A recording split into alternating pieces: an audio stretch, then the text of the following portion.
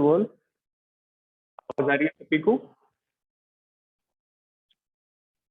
Anyone respond मी? ठीक है। So in last lecture we completed alcohol, phenol and ether. In today's lecture we are going to discuss p block element. Clear? तो देखिए p block के अंदर p block element, तो यहाँ पे हम जो क्लास 12 में p block है, p block क्लास 11th में भी है और क्लास 12th में भी है। तो if we talk about overall p block, तो ओवरऑल p block के अंदर आपको 13 से लेके 18 ग्रुप तक दिखाई देंगे, but group number 13 and group number 14 are in curriculum of class 11। Clear? तो ये हमने क्लास 11th में डिस्कस किया था, ग्रुप 13 को और ग्रुप 14 को। तो we will start from group number 15 to 18। Clear? तो जो हमें क्लास 12 में पढ़ना है that is group number 15 to 18।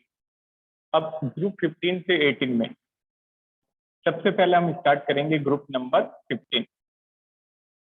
तो सिक्वेंशियली हम 1 बाय 1 कवर करेंगे।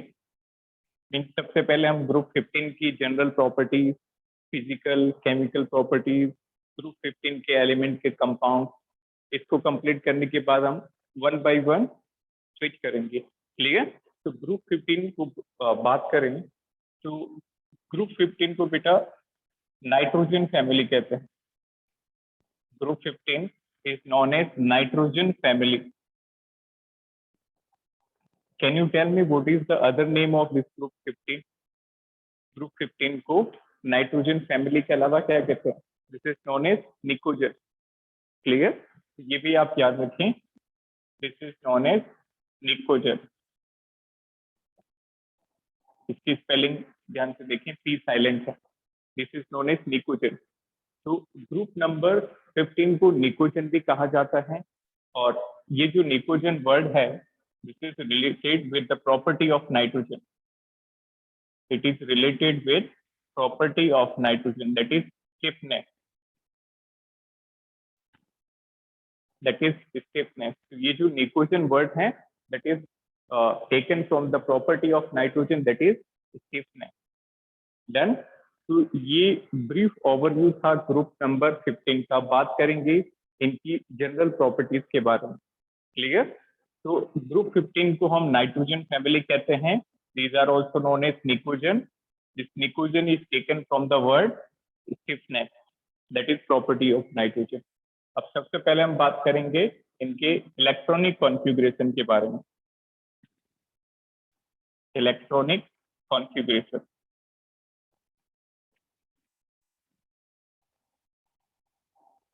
तो सबसे पहले हम जनरल इलेक्ट्रॉनिक कॉन्फ़िगरेशन देखेंगे और उसके बाद इनके कंडेंस फॉर्म डिराइव करेंगे।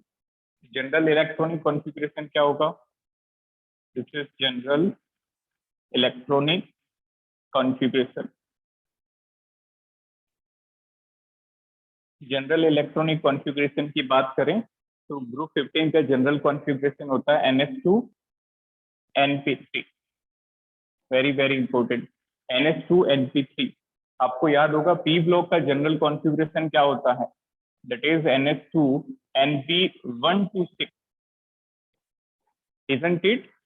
ये क्लास 11th में आपने पीरियोडिक टेबल में देखा होगा कि जो पी ब्लॉक एलिमेंट होते हैं उनका जनरल कॉन्फ़िगरेशन होता है NH2 NP126। Here N is the shell और the orbit which is the outermost, S and P are subshell। तो बेटा S इलेक्ट्रॉन फुलफिल्ड है और P में 1 से लेके 6 तक है।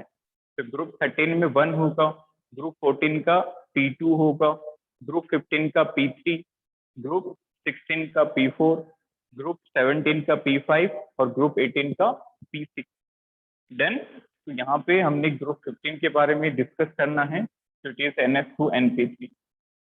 इस कॉन्फ़िगरेशन में स्पेशलिटी क्या है कि बेटा S तो सभी में फील होगा, बट इसमें जो P सबसेल है that is half filled. Clear? so this is very important. In this P subcell is half filled। तो P में हाफ फील्ड क्यों है? क्योंकि P के अंदर 6 इलेक्ट्रॉन्स आते हैं और यहाँ पे हमने कितने फिल किए हैं? 3 इलेक्ट्रॉन। तो इट इज हाफ फील्ड। अब बात करें 1 by 1 एलिमेंट की, तो ग्रुप 15 में nitrogen, phosphorus, arsenic, antimony and bismuth. We have to discuss these 5 elements: nitrogen, phosphorus, arsenic, bismuth and antimony. Nitrogen, phosphorus, this is arsenic, next antimony. S B याद रखें, दो चीजें होती है, एक होता है बेटा एसएन और एक होता है एस बी। एसएन टिन होता है और S B is antimony and BI is bismuth. Bismuth. अब देखिए वन बाय वन सबका कॉन्फ़िगरेशन। तो if we talk about nitrogen, तो नाइट्रोजन सेकेंड पीरियड का है, तो नाइट्रोजन का हो जाएगा NH2, मतलब 2s2 2p3, अंदर हीलियम, बाहर का कॉन्फ़िगरेशन 2s2 2p3। नोटेड, क्योंकि नाइट्रोजन सेकेंड पीरियड के अंदर आता है, नाइट्रोजन सेकेंड पीरियड के अंदर आता है, तो n बराबर 2 है, n बराबर 2 रखो इसमें, तो आउटर मोस्ट कॉन्फ़िगरेशन हो जाएगा 2s2 2p3। इसी तरह से नेक्स्ट फोस्फोरस थर्ड पीरियड के अंदर आता है, फोस्फोरस थर्ड पीरियड के अंदर आता है, इसका मतलब इसका हो जाएगा 3s2 3p3, तो इट इज हीलियम। बताओ फोस्फोरस के पहले कौन सी नोबल गैस लगेगी? एनीवन? फोस्फोरस के पहले कौन सी नोबल गैस लगेगी यहाँ पे? फोस्फोरस के जस्ट पिछली वाली कौन सी होती है? Neon, isn't it? तो यदि याद नहीं है तो इनको तो आप अच्छे से रट के रखें, क्योंकि ये हर जगह काम आती है। Exactly it would be neon. तो देखो helium, neon, argon, krypton, xenon और रेडॉन, इनको आप अच्छे से याद रखें विथ एटॉमिक नंबर। तो हीलियम का एटॉमिक नंबर 2 होता है, नियोन का 10, आर्गन का 18, क्रिप्टॉन का 36, जेनॉन का 54 और रेडॉन का 86। इनको आप अच्छे से याद रखें। क्लियर?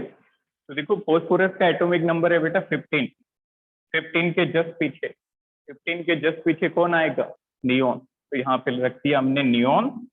नियोन के बाद थर्ड पीरियड है तो N3 रख दो, 3s2 3p3। ठीक है। अब देखो आर्सेनिक के अंदर, आर्सेनिक में फोर्थ पीरियड आ चुका है, आर्सेनिक में फोर्थ पीरियड आ चुका है, मतलब n बराबर 4 होगा। This is fourth period. See what is interesting in case of arsenic, बेटा हमें याद है कि जो आर्सेनिक है फोर्थ पीरियड के अंदर डी सबसेल भी आना स्टार्ट हो जाता है। क्लियर? तो देखो आर्सेनिक के जस्ट पीछे नोबल गैस आएगी आर्गोन, तो हम लिख देंगे argon. As I told you कि फोर्थ पीरियड में डी सबसेल भी आ जाएगा, तो फोर्थ पीरियड में 3D आ गया, 3D10। इसके बाद ये पुट कर दो 4s2 4p3 लाइक दैट। तो ये थोड़ा सा आपको कंफ्यूज कर सकता है, यदि इसको मिस कर जाएंगे तो गलत हो जाएगा। नोटेड? तो ये 3D यहीं पे क्यों आया? क्योंकि फोर्थ सेल से स्टार्ट होता है। फाइन। इसके बाद एंटीमनी का, एंटीमनी में कौन सी नोबल गैस लगेगी? क्रिप्टॉन, तो it is krypton Kr, this is krypton Kr। ठीक है। अब बताओ यहाँ पे कॉन्फ़िगरेशन क्या बनेगा? एनीवन? फिफ्थ पीरियड है तो यहाँ पे 5 पुट कर देंगे। क्या फिफ्थ पीरियड के अंदर भी डी सबसेल आता है? एग्जैक्टली, फिफ्थ पीरियड के अंदर 4D आता है and that would be 4D10।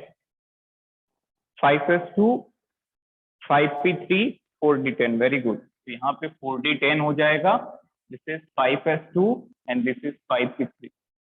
And last बात करें बिस्मथ की, तो बिस्मथ में बेटा 6 पीरियड आ चुका है, बिस्मथ में 6 पीरियड आ जाएगा और n का वैल्यू 6 हो जाएगा। और हमें पता है कि 6 सेल में सबसे पहली बार F सबसेल आ जाता है। Good it? ये चीजें याद रखना, नीट में एग्जैक्टली ऐसे ही क्वेश्चन पूछे जाते हैं कि डी सबसेल जो है वो कौन सी पीरियड से स्टार्ट होता है, दैट इज फोर्थ, और F सबसेल कौन से पीरियड से स्टार्ट होता है, दैट इज 6। तो यहाँ पे F भी आ जाएगा। तो देखो क्या हो जाएगा, बिस्मथ से जस्ट पहले xenon, xenon 4f14 5d10, 4f14 5d10, 6s2 6s2 6p3 like that. Clear? तो ये कॉन्फ़िगरेशन बेस्ड क्वेश्चन भी नीट, एम्स और मेंस के अंदर पूछे गए हैं, तो इसलिए आप अच्छे से कॉन्फ़िगरेशन को लाइटली नहीं लें, और कॉन्फ़िगरेशन ही आपको बहुत सारी प्रॉपर्टीज जो है उनको समझने में काम आएगा। तो configuration is very very important.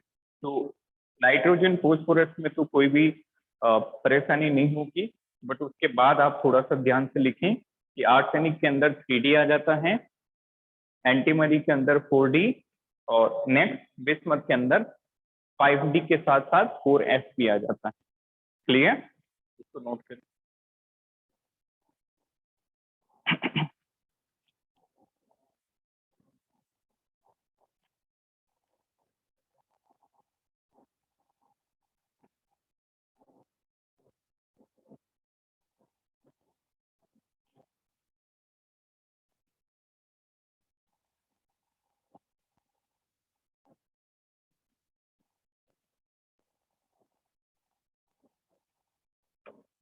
Next topic, next general properties, oxidation state, metallic character, density.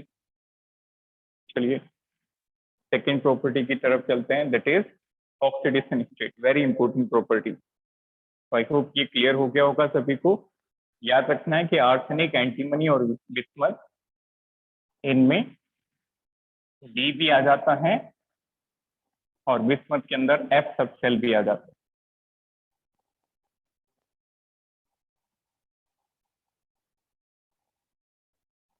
Next is oxidation state.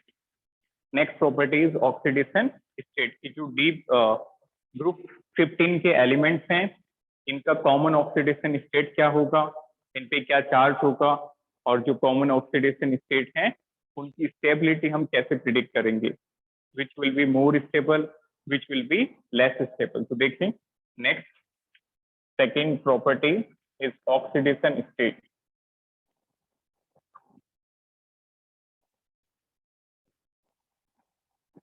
Oxidation state, तो सबसे पहले हम एक बार एलिमेंट को लिखते हैं और फिर उनका ऑक्सीडेशन स्टेट लिखेंगे। तो this is nitrogen, phosphorus, arsenic, antimony and bismuth. Nitrogen, phosphorus, arsenic, antimony and bismuth. Fine. तो इनकी जनरल ऑक्सीडेशन स्टेट की बात करें तो बेटा सभी एलिमेंट +3 और +5 शो करते हैं। This is the most common, you can से जनरल ऑक्सीडेशन स्टेट। ठीक है? तो जो सबसे कॉमन है वो है +3 और +5, ये तो सभी एलिमेंट शो करेंगे।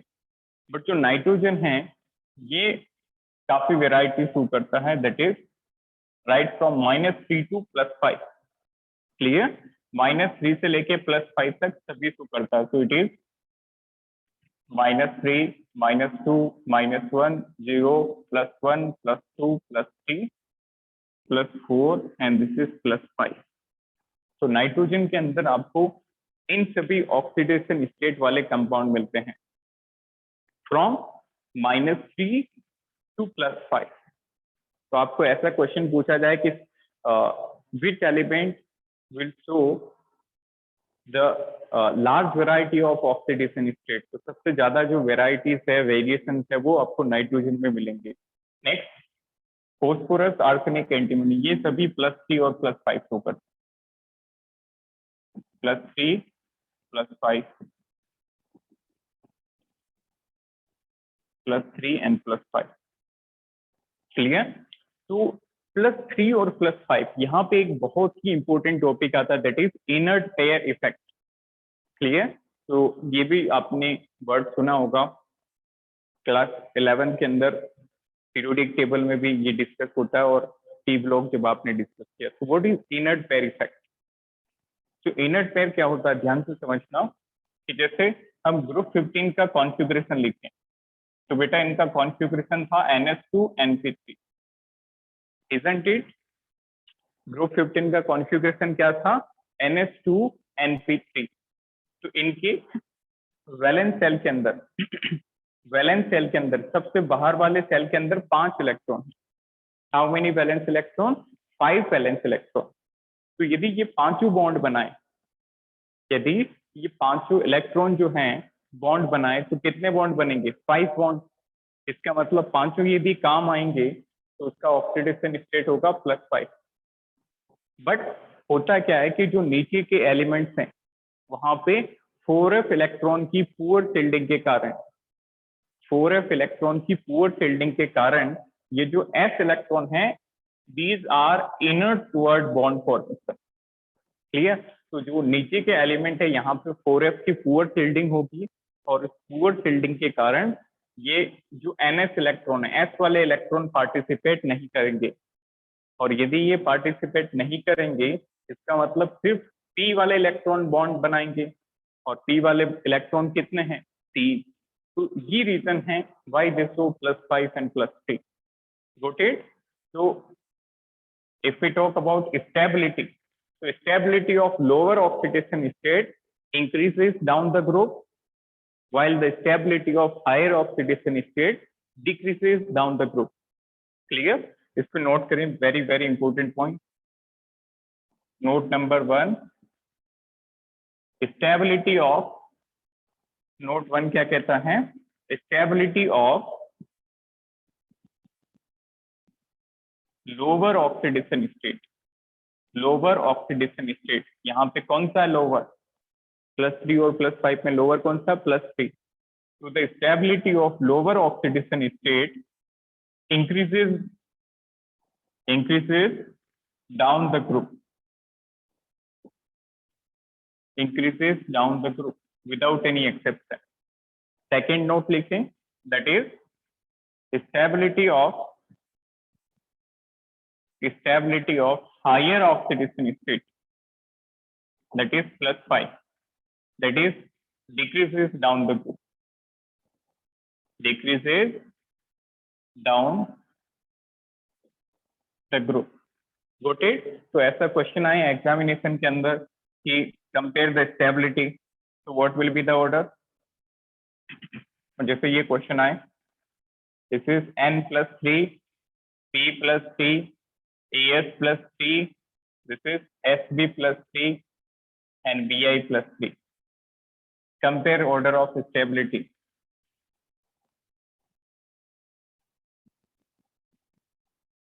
कंपेयर स्टेबिलिटी, तो बताइए सबसे ज्यादा कौन सा स्टेबल होगा? क्योंकि लोअर ऑक्सीडेशन स्टेट हम कंपेयर कर रहे हैं, +3 वाली दैट इज लोअर, और लोअर की स्टेबिलिटी टॉप से बॉटम इंक्रीज होती है, तो सबसे ज्यादा स्टेबल होगा बिस्मथ और सबसे कम स्टेबल होगा नाइट्रोजन, लाइक दैट। इसी तरह से आपको +5 की स्टेबिलिटी का ऑर्डर पूछा जाता, again next is stability order, +5 का ऑर्डर पूछा जाता, तो +5 हायर है और हायर की टॉप टू बॉटम डिक्रीज करती है। तो if we talk about stability of arsenic +5, antimony +5 and bismuth +5, तो which is most stable among all? Arsenic, क्योंकि हायर ऑक्सीडेशन की टॉप टू बॉटम डिक्रीज करती है। डन? तो स्टेबिलिटी से रिलेटेड ये दो बातें होगी।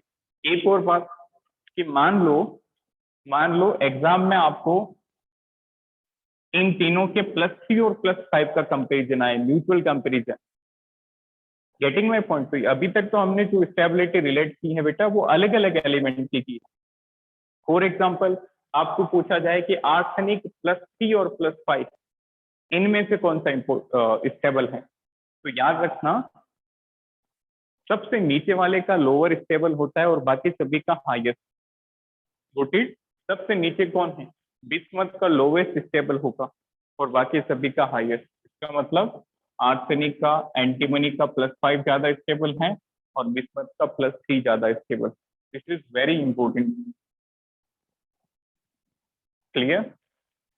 This is very important trend that you have to remember कि except the last element, all the other element having higher oxidation state will be more stable than that of lower.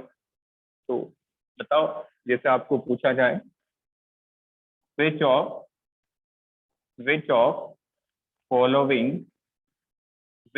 following trends of stability, which of following trends of stability are true? जैसे multiple correct question है, बताओ।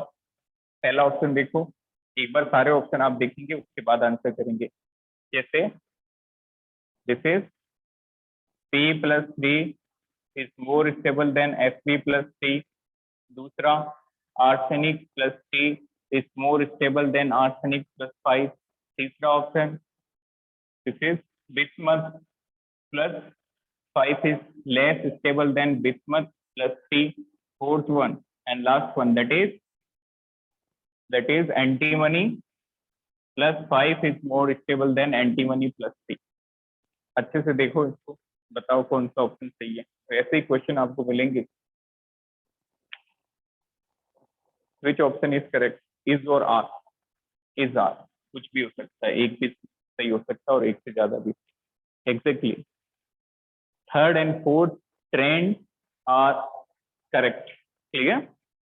देखो पहला वाला, first वाला, first में बेटा दो एलिमेंट के बीच में +3 कंपेयर किया गया है, एंड एज वी नो +3 की स्टेबिलिटी टॉप टू बॉटम क्या करती है, इंक्रीज करती है। इसका मतलब एस भी ज्यादा स्टेबल होगा P+3 से, तो ये तो गलत हो गया।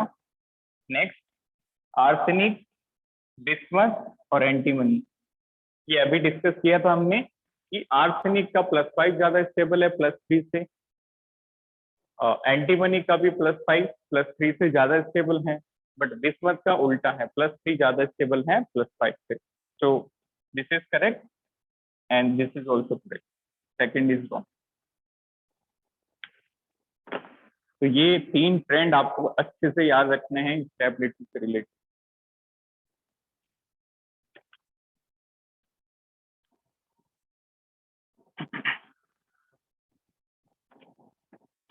Any doubt up to this? Sir first वाले का रीजन रिपीट कर दो। फर्स्ट वाला देखो बेटा, ये चार्जेस अलग अलग से आ रहे हैं। देखो एक तो फॉस्फोरस है और दूसरा एंटीमनी है। बाकी केसेस में you can say we are comparing the stability of a certain element, arsenic with arsenic, bismuth with bismuth, antimony with antimony. But इसमें हम दो अलग अलग एलिमेंट की स्टेबिलिटी रिलेट कर रहे हैं। तो जब अलग अलग की स्टेबिलिटी रिलेट करनी हो तो ये दो बातें दिमाग में आनी चाहिए कि लोअर ऑक्सीडेशन स्टेट +3 की stability top to bottom increase करती है, और हायर ऑक्सीडेशन स्टेट +5 की stability top to bottom decrease करती है। क्लियर? तो देखो +3 की इंक्रीज करती है तो नीचे आते आते ये बढ़ता रहेगा, मतलब नाइट्रोजन सबसे कम, फिर फॉस्फोरस ज्यादा, आर्सेनिक, एंटीमनी और बिस्मथ सबसे ज्यादा। और +5 की डिक्रीज करती है तो टॉप टू बॉटम घटता रहेगा, आर्सेनिक से कम एंटीमनी और सबसे कम बिस्मथ। तो देखो यहाँ पे ये ऑर्डर है। तो फॉस्फोरस +3 और एंटीमनी +3 कौन ज्यादा स्टेबल है? Antimony is more stable then arsenic and arsenic is more stable then phosphorus. इसका मतलब जो एंटीमनी है वो फॉस्फोरस से भी ज्यादा स्टेबल होगा। क्लियर? टॉप टू बॉटम आने पे +3 की इंक्रीज होती है।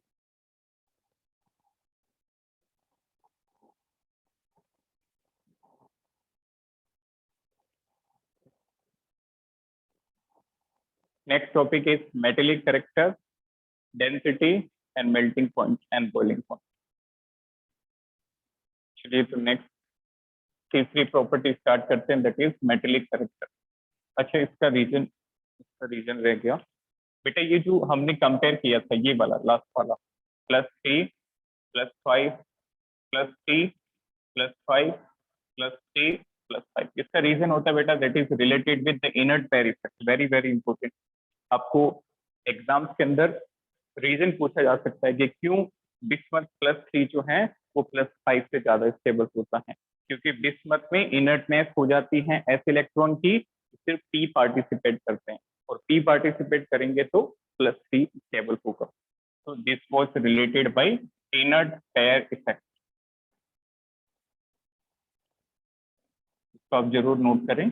Y bismuth +3 is more stable than bismuth +5? The reason behind this is inert pair effect. Next,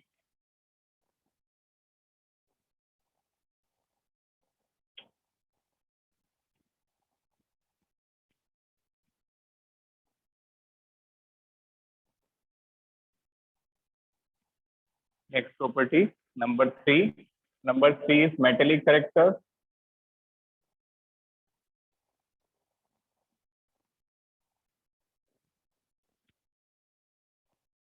metallic character में कोई एक्सेप्शन नहीं है, बिल्कुल सिंपल है। टॉप टू बॉटम जाने पे मेटेलिक कैरेक्टर इंक्रीज होता है। क्लियर? टॉप टू बॉटम जाने पे इसको आप ऐसे भी रिलेट कर सकते हो कि बेटा टॉप टू बॉटम जाने पे आयोनाइजेशन एनर्जी क्या होता है? Anyone? What happen when you go down the group? Ionization energy decreases, isn't it? Ionization energy क्या होता है? That is amount of energy required to remove the electron from outermost shell of isolated gaseous element. मतलब बाहर वाला electron निकालने के लिए कितना एनर्जी देना पड़ेगा, that is ionisation, isn't it? और उसका ट्रेंड हमने सीखा था 11th में कि लेफ्ट टू राइट जाने पे तो वो बढ़ता है और टॉप टू बॉटम आने पे वो डिक्रीज होता है। क्लियर? तो देखो आयोनाइजेशन एनर्जी डिक्रीज होगा नीचे आने पे, इसका मतलब हम इलेक्ट्रॉन जो है वो आसानी से निकाल सकते हैं, isn't it? सोचो कि टॉप टू बॉटम आने पे आयोनाइजेशन का वैल्यू कम होता रहेगा, कम होगा तो इलेक्ट्रॉन आसानी से निकल जाएगा और इलेक्ट्रॉन जितना आसानी से निकलेगा उतना अच्छा मेटेलिक कैरेक्टर होगा, isn't it? इलेक्ट्रॉन रिमूव करना किसका कैरेक्टरिस्टिक्स है? मेटल का। That means metallic character increases down the group, increases down the group, मतलब टॉप टू बॉटम आने पे मेटेलिक कैरेक्टर इंक्रीज होता है। अब इनके स्टेट की बात करें, that is nitrogen, phosphorus, arsenic, antimony, bismuth. तो बेटा पहले के दो नॉन मेटल होते हैं, आर्सेनिक मेटेलॉइड होता है और लास्ट के दो मेटल्स होते हैं। Then if we talk about nitrogen, phosphorus, these are non-metal. Arsenic is metalloid. काफी बार आपको ये बिस्मथ एंटीमनी भी मेटेलॉइड में दिखाई देगा, but actually it is metal. Antimony and bismuth, these are metal. तो ये भी ट्रेंड से पता चल पा रहा है कि जैसे जैसे हम ऊपर से नीचे आ रहे हैं वैसे वैसे मेटेलिक कैरेक्टर जो है वो इंक्रीज होता जा रहा है। नाइट्रोजन, फॉस्फोरस नॉन मेटल हैं, आर्सेनिक मेटेलॉइड हैं और जो एंटीमनी और bismuth these are metals. Then next property number 4 is boiling point. Boiling point increases down the group, increases down the group without any exception, बिना किसी exception के। इसका मतलब सबसे ज्यादा बिस्मथ का हो जाएगा, nitrogen, phosphorus, arsenic, antimony and this is bismuth, like that. Got it? तो टॉप टू बॉटम आने पे बॉइलिंग पॉइंट इन एलिमेंट्स का बढ़ता है, तो बिस्मथ का सबसे ज्यादा हो जाएगा और नाइट्रोजन का सबसे कम। Next next is melting point. यहाँ पे थोड़ा सा एक्सेप्शन है, यहाँ पे थोड़ा सा एक्सेप्शन है। क्या है exception? Nitrogen, phosphorus, arsenic, antimony and this is bismuth. तो बेटा यदि हम आर्सेनिक तक जाएं, if we talk about up to arsenic, तो आर्सेनिक तक तो बढ़ता है, मीन्स नाइट्रोजन से लेके आर्सेनिक तक मेल्टिंग पॉइंट जो है वो इंक्रीज करेगा, it will increase. But if we move further from arsenic to bismuth, then melting point is going to decrease, like that. तो ये एक एनॉर्मस ट्रेंड है मेल्टिंग पॉइंट का, इसको याद रखिए। The melting point increases from nitrogen to arsenic, then after arsenic melting point decreases. Clear? तो बताओ सबसे ज्यादा किसका होगा? अब यहाँ पे मैथ लगानी है बेटा, सिंपल मैथमेटिक्स, इस ट्रेंड को फॉलो करें। हाँ क्या बात है, सभी के आंसर ठीक है, very good. Arsenic is correct answer, very good. तो ऐसे कॉमन सेंस के क्वेश्चन भी काफी बार पूछे जाते हैं, आर्सेनिक का सबसे ज्यादा होगा। Very good. तो देखो नाइट्रोजन से आर्सेनिक तक बढ़ा, देखो इसको ग्राफ से भी समझ सकते हो, नाइट्रोजन से ज्यादा फोस्फोरस का, फोस्फोरस से ज्यादा आर्सेनिक का, फिर डिक्रीज होता रहेगा लाइक दैट। तरह से आप रिलेट कर सकते हो। बेटा वैल्यूज पूछी नहीं जाती, बट आपको यदि लिखनी हो तो you can write the values. Values भी एनसीईआरटी में है आई थिंक। वैल्यूज आप लिख सकते हैं। नाइट्रोजन की होती है 63.2, फॉस्फोरस की 317.1, आर्सेनिक की सबसे ज्यादा दैट इज 1087, एंटीमनी की 903.5 और बिस्मथ की 546। वैल्यूज फिर से बोल रहा हूँ, इंपॉर्टेंट बिल्कुल नहीं है, जस्ट रिमेंबर द ट्रेंड कि इनका ट्रेंड होता है। रोटेट। नेक्स्ट, नेक्स्ट प्रॉपर्टी की बात करें, fifth, fifth is physical state. Fifth is physical state, ये इंपॉर्टेंट है। Fifth is physical state. तो बेटा फिजिकल स्टेट में बात करें फ्रॉम टॉप टू बॉटम, जैसे सबसे पहले nitrogen, phosphorus, arsenic, antimony and this is bismuth. Fine. तो नाइट्रोजन का आपको पता है, बताओ नाइट्रोजन क्या होता है? सॉलिड, लिक्विड और gas? Very common question. Nitrogen और फॉस्फोरस का आपको पता होगा। Nitrogen is a gas, very good. Phosphorus के बारे में, what about phosphorus? Phosphorus, exactly. Phosphorus is a solid, clear? And phosphorus is a waxy solid. Waxy का मतलब होता है बेटा जो सॉफ्ट होगा, क्लियर, जो फ्लफी सॉलिड होगा, that is vaccine solid, wax की तरह, मोम की तरह। डन। तो नाइट्रोजन की बात करें तो it is a gas. Phosphorus की बात करें it is a soft vaccine solid. ये छोटी छोटी बातें बहुत इंपॉर्टेंट है, आपको 4 नंबर दिला सकती हैं, क्लियर? ये नीट लेवल पे बहुत अच्छा क्वेश्चन बन सकता है कि ग्रुप 15 के एलिमेंट में से कौन सा एलिमेंट सॉफ्ट वैक्सी सॉलिड है, क्लियर? और लास्ट के 3 की बात करें तो दीज आर सॉलिड। तो nitrogen is gas, phosphorus is soft waxy solid, and arsenic, bismuth and antimony are solid. Then अब बात करते हैं बेटा इनकी एटोमिसिटी की, ये भी बहुत इंपॉर्टेंट क्वेश्चन है। अब बात करते हैं इनकी एटोमिसिटी। एटोमिसिटी का मतलब होता है कि एक मॉलिक्यूल में कितने एटम्स होंगे, how many atoms a single molecule contain. तो जैसे नाइट्रोजन, क्या नाइट्रोजन एन की फॉर्म में एग्जिस्ट करता है? No.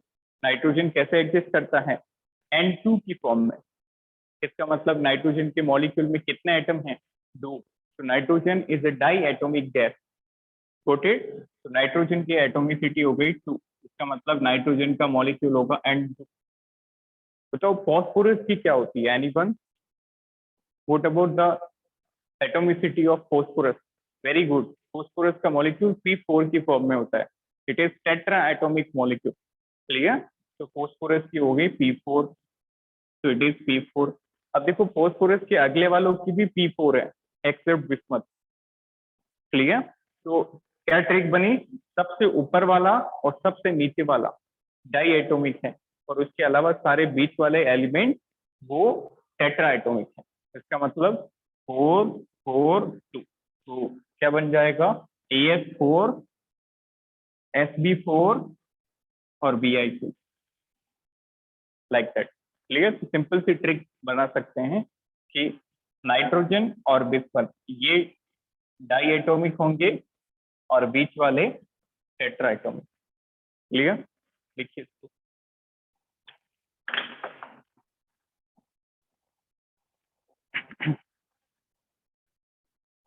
Any doubt up to this?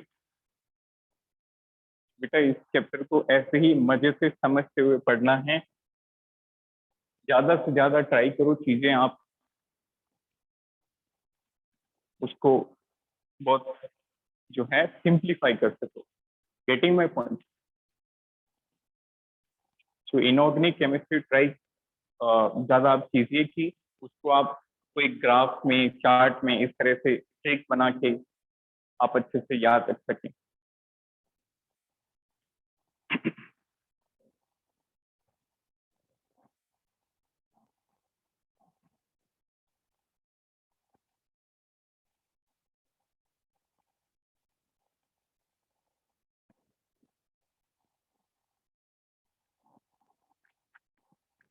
Next property is density, catenation property, conductivity, ionization and electronegativity. Sir last वाला नहीं दिख रहा, देखिए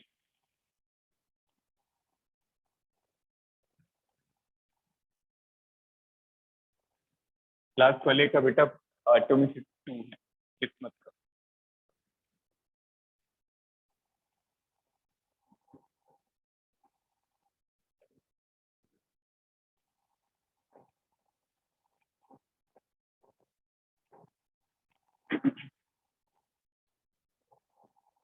चलिए next property is density.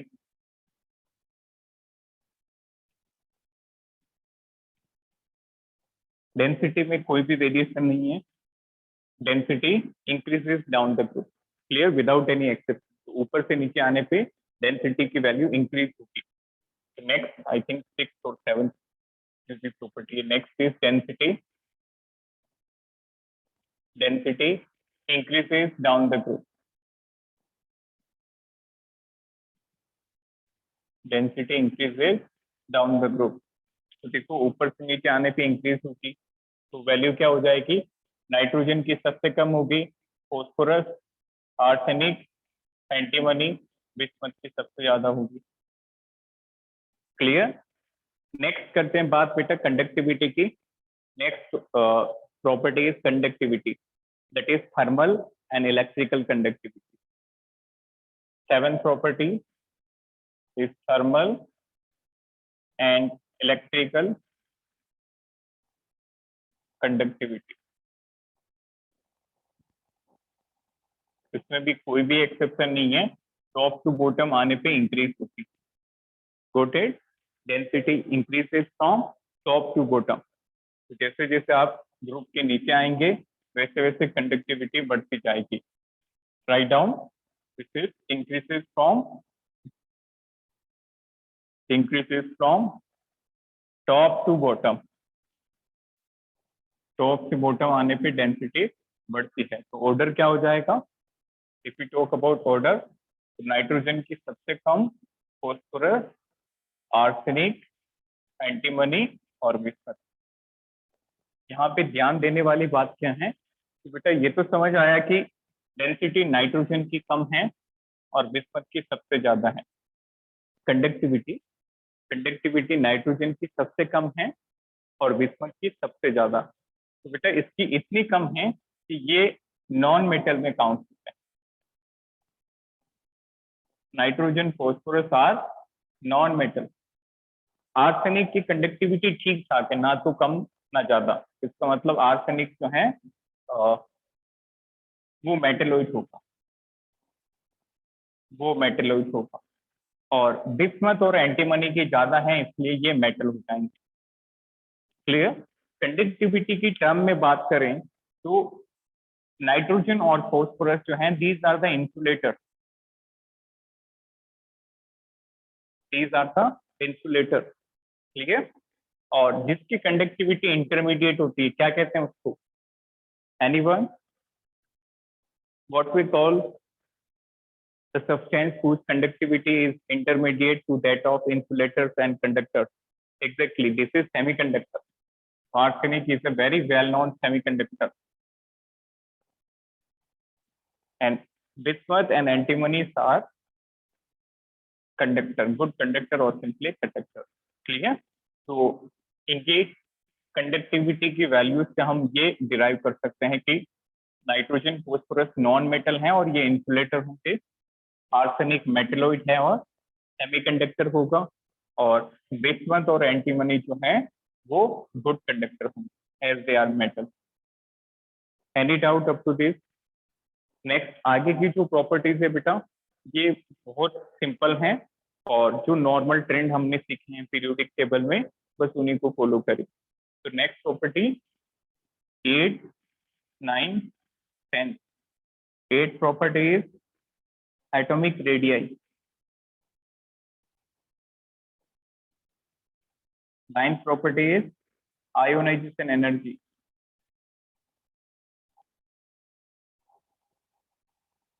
And 10 property is electron affinity.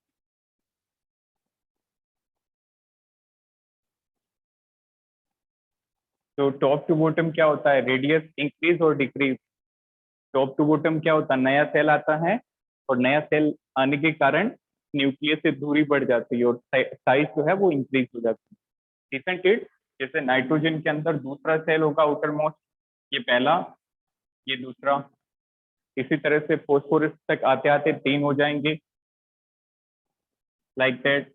Then a cell increases on moving from top to bottom. That's why radius increases. सबसे छोटा होगा nitrogen, phosphorus, arsenic, antimony, bismuth सबसे बड़ा, without any exception. Ionization, ionization का मतलब होता है बेटा the amount of energy required to remove an electron from outermost shell of isolated gaseous atom। एक गैसियस एटम के सबसे बाहर वाले सेल में से इलेक्ट्रॉन रिमूव करने में कितना एनर्जी देना पड़ेगा, दैट इज आयोनाइजेशन। और इसका ट्रेंड होता है टॉप टू बॉटम डिक्रीज करती है। तो यहाँ पे भी वही ट्रेंड फॉलो होगा, top to bottom decrease.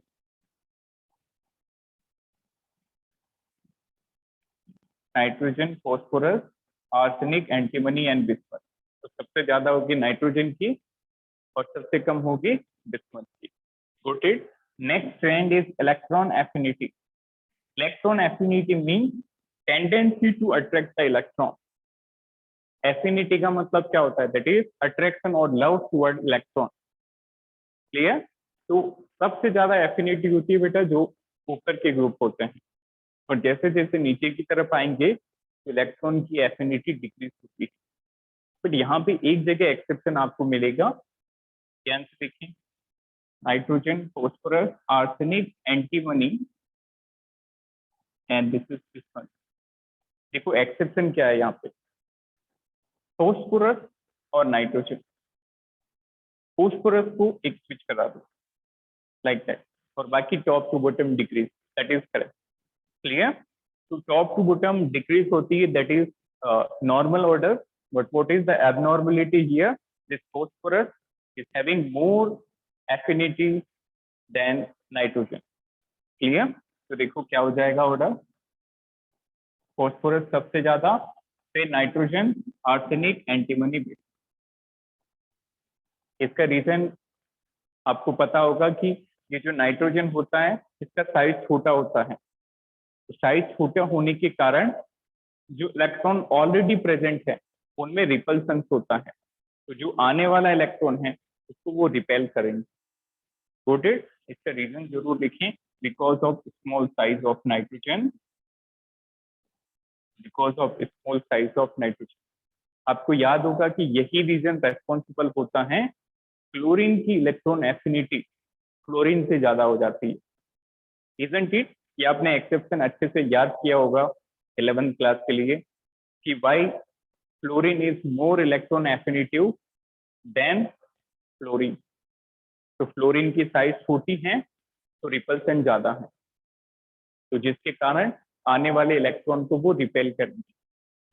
Fluorine की साइज बड़ी है तो वो आसानी से उसको अकोमोडेट कर सकता है। In the same manner nitrogen is having smaller size, that's why it will not allow the entry of any further electron, but phosphorus is larger in size, hence it can accommodate the incoming electron। इसको लिखिए।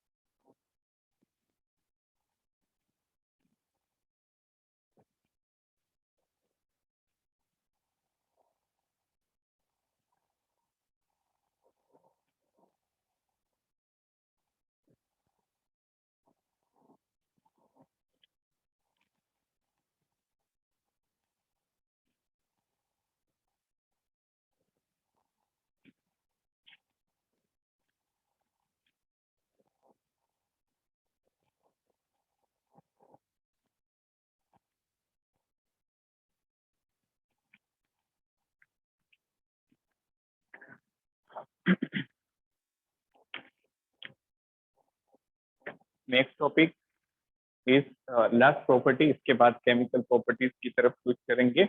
Last physical properties catenation property.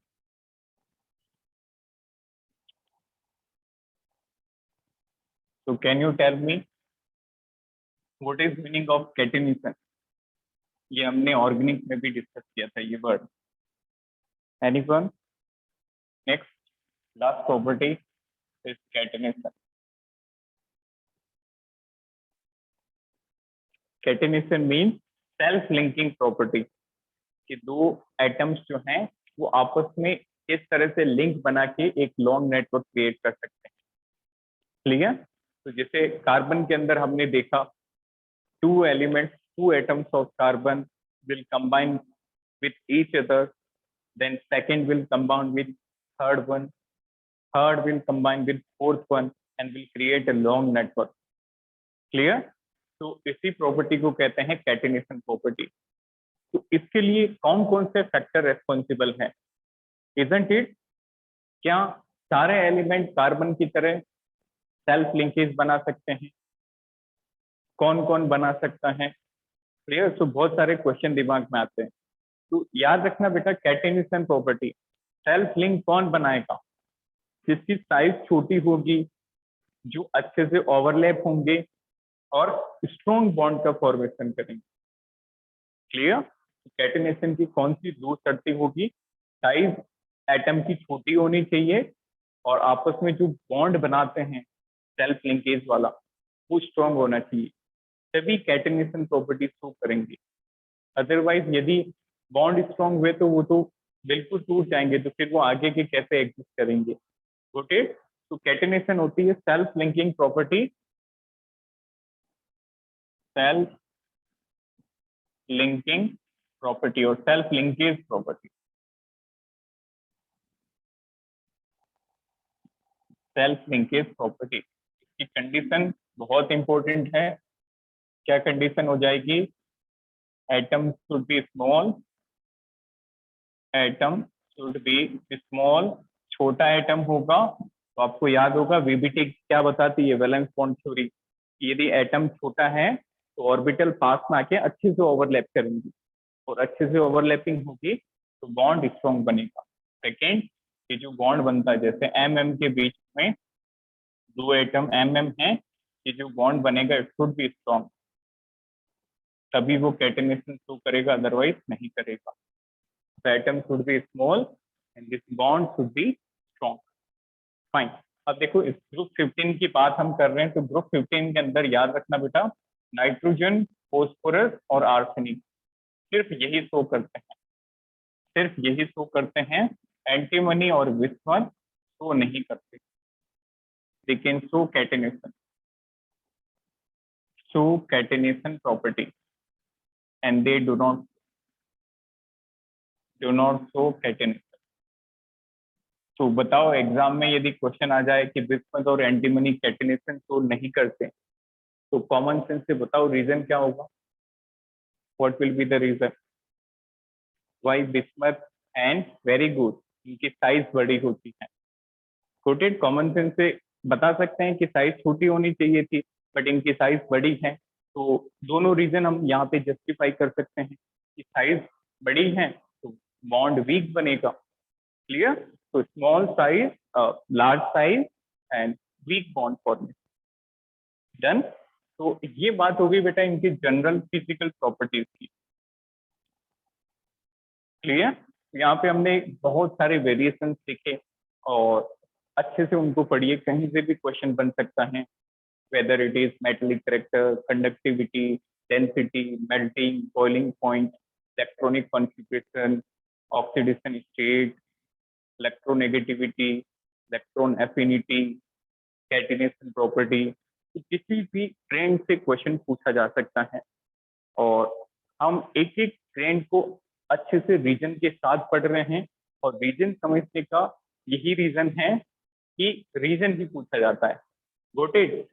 तो reason पढ़िए और reason पढ़ने का reason क्या है? क्योंकि रीजन पूछा जाता है। Got it? तो अच्छे से आप उसको याद रखिए। नेक्स्ट आगे बढ़ते हैं केमिकल प्रॉपर्टीज की तरफ। Write down chemical properties of group number 15।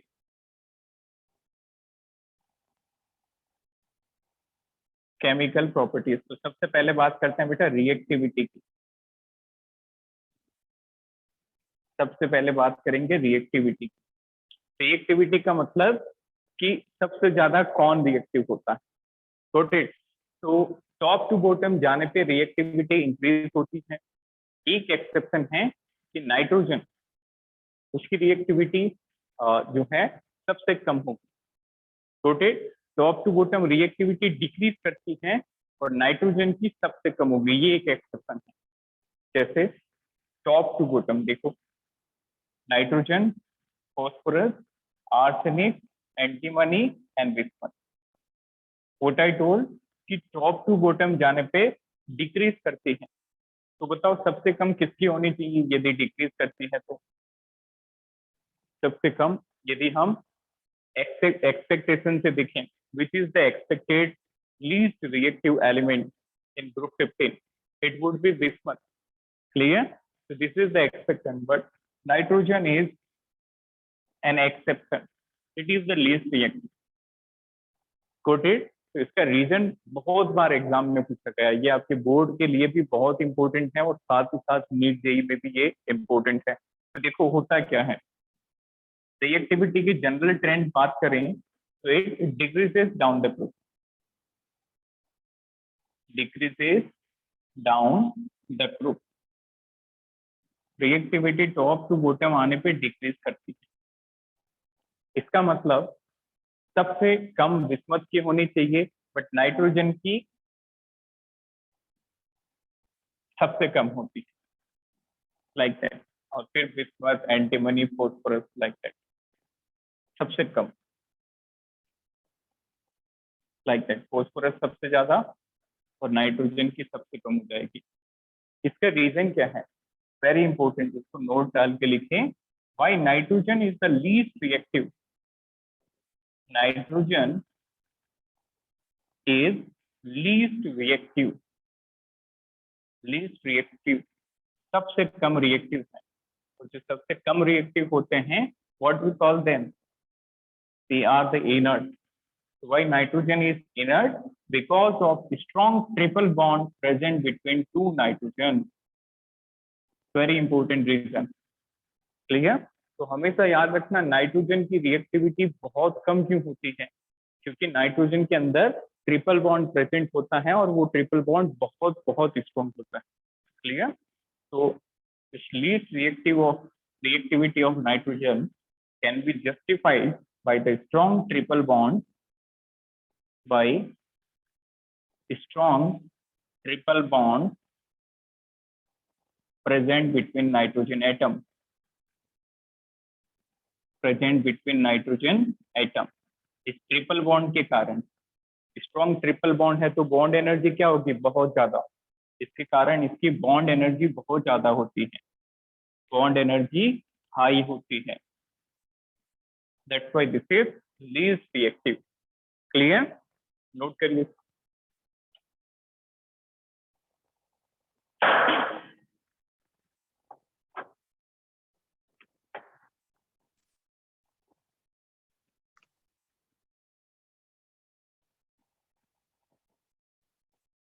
लिखा सभी ने? तो रिएक्टिविटी का ऑर्डर हमने देखा कि टॉप टू बॉटम डिक्रीज होती है और नाइट्रोजन की सबसे ज्यादा होनी चाहिए थी, बट उल्टा है, नाइट्रोजन की सबसे कम है। इसका रीजन है कि नाइट्रोजन के स्ट्रक्चर में दोनों नाइट्रोजन के बीच में एक ट्रिपल बॉन्ड होता है। That triple bond is highly strong, highly stable and having very high bond energy. That's why this is inert and will not react under ordinary condition.